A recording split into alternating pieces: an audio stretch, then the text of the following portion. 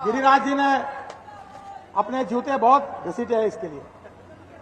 मेरा डिपार्टमेंट ये 4,400 करोड़ की लागत के ब्रिज को देखकर मुझे बोल रहा था कि साहब गंगा पर इतने ब्रिज बनाए, इसकी जरूरत ही क्या है।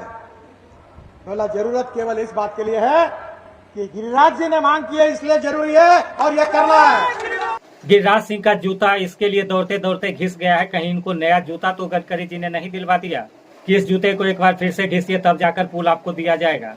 हल्दिया रक्सौल एक्सप्रेसवे, क्योंकि इसी के वजह से इस पुल में उलटफेर शुरू हुआ था कि इसको 3 साल के अंदर ही पूरा करना है। अब यहीं से शक होता है कि इतनी बड़ी परियोजना को एक गांव के हिसाब से नहीं बनाया जाएगा।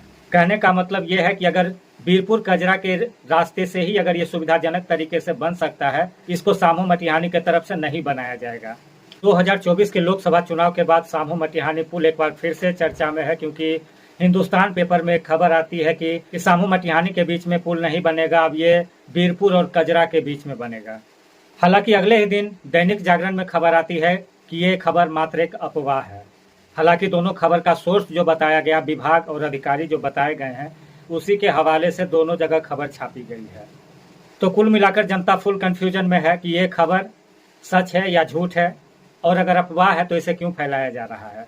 अपने तरफ से इस पर काफी मंथन किया और मंथन करने के बाद जिस निष्कर्ष पर पहुंचा, हालांकि ये मेरा व्यक्तिगत विचार है और सिर्फ अनुमान है, लेकिन इसको आपके साथ साझा करता हूं। आप इससे कितना सहमत हैं आप जरूर बताएंगे। तो सबसे पहले हम बात करेंगे हल्दिया रक्सौल एक्सप्रेसवे, क्योंकि इसी के वजह से इस पुल में उलटफेर शुरू हुआ था। अब हल्दिया रक्सौल एक्सप्रेसवे की बात करें तो लगभग 60,000 करोड़ का ये प्रोजेक्ट है। करीब 715 किलोमीटर की लंबाई का 3 राज्य को जोड़ने वाला ये एक्सप्रेसवे होगा, और सबसे बड़ी बात है कि इसको 3 साल के अंदर ही पूरा करना है। अब यहीं से शक होता है कि इतनी बड़ी परियोजना को एक गांव के हिसाब से नहीं बनाया जाएगा। कहने का मतलब यह है कि अगर बीरपुर कजरा के रास्ते से ही अगर ये सुविधाजनक तरीके से बन सकता है, इसको सामू मटिहानी की तरफ से नहीं बनाया जाएगा, क्योंकि परियोजना को समय से भी खत्म करना है, जो बजट तय है उसमें ही खत्म करना है। तो इसको लेकर किसी भी तरीके का रिस्क विभाग की तरफ से नहीं लिया जाएगा। कहने का सारांश, जहां आसानी से सुविधाजनक तरीके से ये पुल बन जाएगा, उसी रूट में ये पुल बनेगा।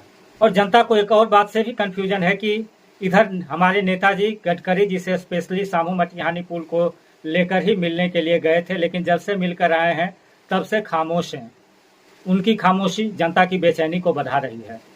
अब आगे नेताजी क्या करेंगे, तो इस पर भी मंथन करने के बाद ये समझ में आ रहा है कि कजरा और सामू के बीच के दूरी को ये लोग कम करने का प्रयास कर सकते हैं, किसी अप्रोच रोड की बात कर सकते हैं, या जैसा कि खबर में बताया गया कि करीब सामू से 10 किलोमीटर की दूरी पर बीरपुर है, तो इसकी दूरी को अगर 2-3 किलोमीटर ये लोग किसी तरीके से कम करवा सकें, या बीरपुर के नक्शे पर ही 2-3 किलोमीटर आगे पीछे अगर ये लोग बता सकें, तो ये लोग क्रेडिट ले सकते हैं कि इसको सामू की तरफ लाया गया है, सामू के लोग को आसानी होगा, तो कुछ कह के ये निकल सकते हैं। इनके पास कहने के लिए भी मामला बचा हुआ है। अब इस मामले में बेचैनी एक और वजह से बढ़ती है कि हर बार नेताजी कुछ भी कहकर निकल जाते थे। 1 महीने में शुरू हो जाएगा, अगले साल शुरू हो जाएगा, 2 महीने में शुरू हो जाएगा, लेकिन जब से गडकरी से मिलकर आए हैं तब से खामोश है नेताजी। और नेताजी के साथ साथ उनके सभी सहयोगी, हालांकि चमचे जैसे शब्द का प्रयोग मैं नहीं करूंगा, वो लोग भी किसी भी तरीके का बयान देने से बच रहे हैं। इंतजार कर रहे हैं कि ऊपर से कुछ आदेश होगा, तभी शायद कुछ बयान आगे दिया जाएगा। चुनाव है, इसको लेकर किसी भी तरीके का रिस्क ये लोग नहीं लेने के लिए तैयार हैं। हालांकि जल्द ही प्रेस कॉन्फ्रेंस करने की बात कही गई है, जिसका कि इंतजार सभी जनता कर रही है। कुल मिलाकर इस बार ये लोग कुछ बोलने के लिए क्यों तैयार नहीं है?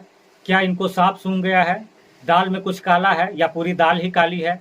या गडकरी जी ने जो यहाँ आकर बयान दिया था कि गिरिराज सिंह का जूता इसके लिए दौड़ते दौड़ते घिस गया है, कहीं इनको नया जूता तो गडकरी जी ने नहीं दिलवा दिया कि इस जूते को एक बार फिर से घिसिए तब जाकर पुल आपको दिया जाएगा? कहीं सारी मुसीबत की जड़ ये नया जूता तो नहीं है, जो घिसे हुए जूते के बदले इनको शायद मिल गया है। ऐसे मेरा जहां तक अनुमान है, ये पुल बनेगा और जरूर बनेगा, सामू मटिहानी के बीच ही बनेगा। हो सकता है इसके लिए हमें लड़ना पड़े, संघर्ष करना पड़े, लेकिन मुझे पूरा विश्वास है कि ये पुल बनेगा। बाकी आप क्या सोचते हैं कमेंट में जरूर लिखेंगे। नमस्कार, मैं रवि भारद्वाज, आप लोग देख रहे हैं mobile TV by Ravi Bhardwaj. जो लोग नए जुड़े हैं चैनल को सब्सक्राइब कर लेंगे और अपने दोस्तों के बीच शेयर जरूर करेंगे। तो जल्द मिलते हैं अगले वीडियो के साथ।